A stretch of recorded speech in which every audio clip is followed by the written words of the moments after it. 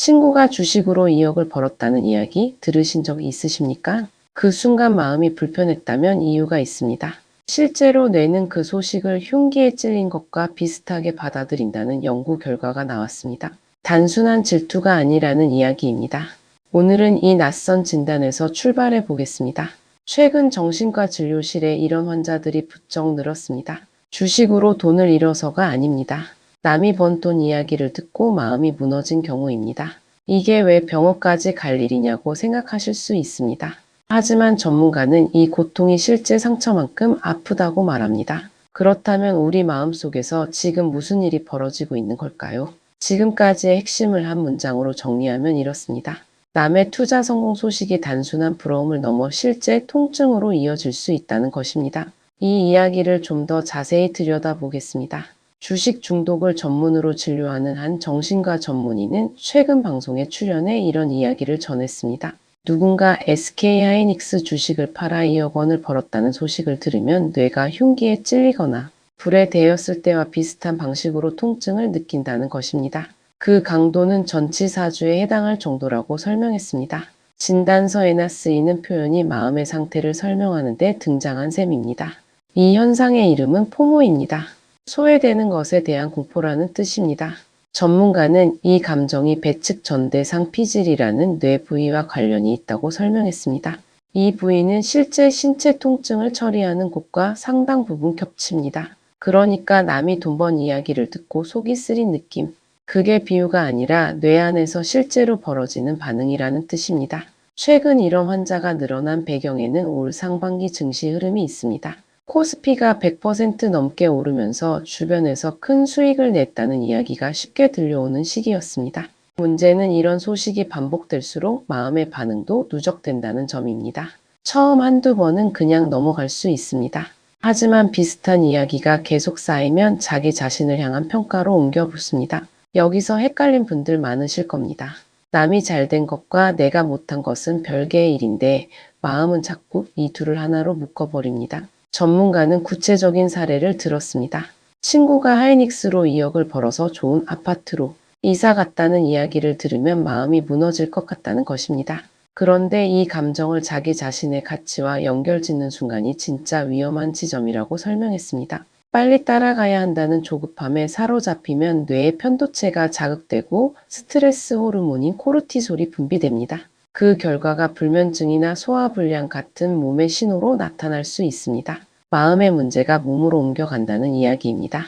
여기서 끝까지 봐야 할 이유가 있습니다. 이 현상은 젊은 세대만의 이야기가 아닙니다.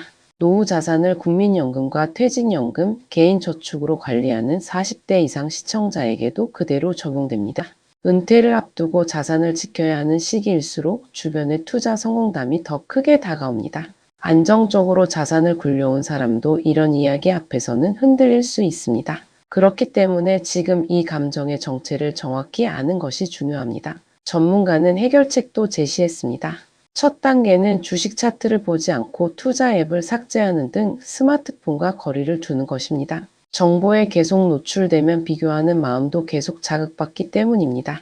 그리고 수익이라는 물질적 보상에만 집착하지 말고 일상에서 느낄 수 있는 작은 행복을 찾는 태도가 필요하다고 강조했습니다. 최고의 우량주는 결국 자기 자신이라는 표현도 썼습니다.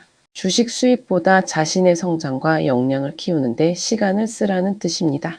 투자 성향을 스스로 점검하는 것도 중요한 방법으로 제시됐습니다. 1년 동안 보지 않고 투자금을 맡겨둘 수 있는 사람인지 아니면 매일 시세를 확인해야 마음이 놓이는 사람인지 스스로 돌아보라는 것입니다. 이 점검 없이 남의 방식을 무작정 따라가면 자신의 성향과 맞지 않는 투자로 이어지고 결국 마음의 부담만 커질 수 있습니다.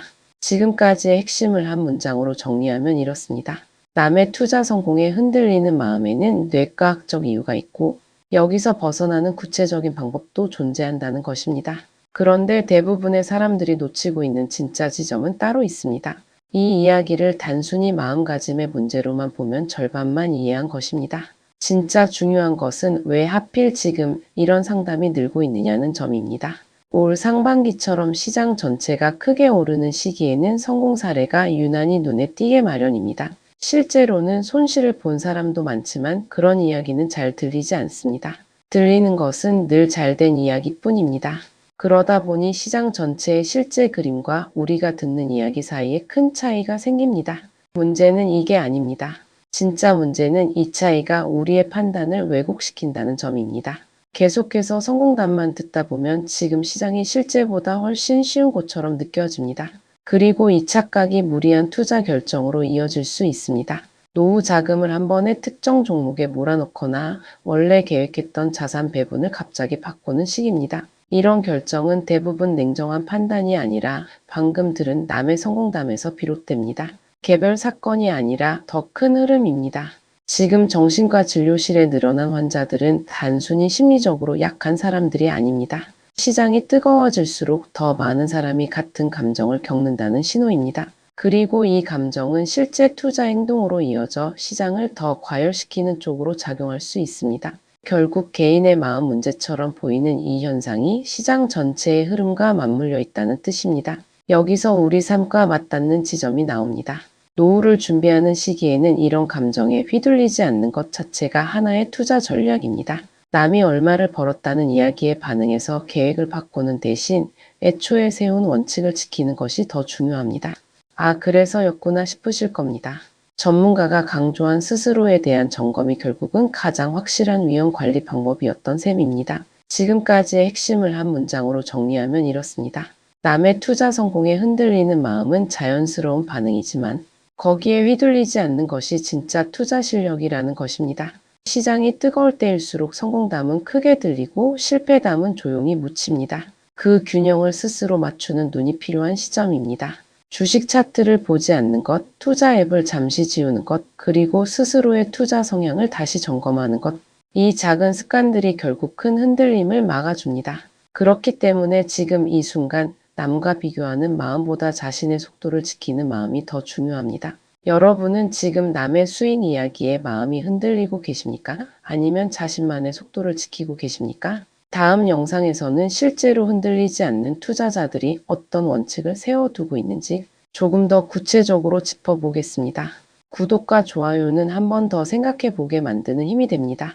오늘도 행복한 하루 되세요. 감사합니다.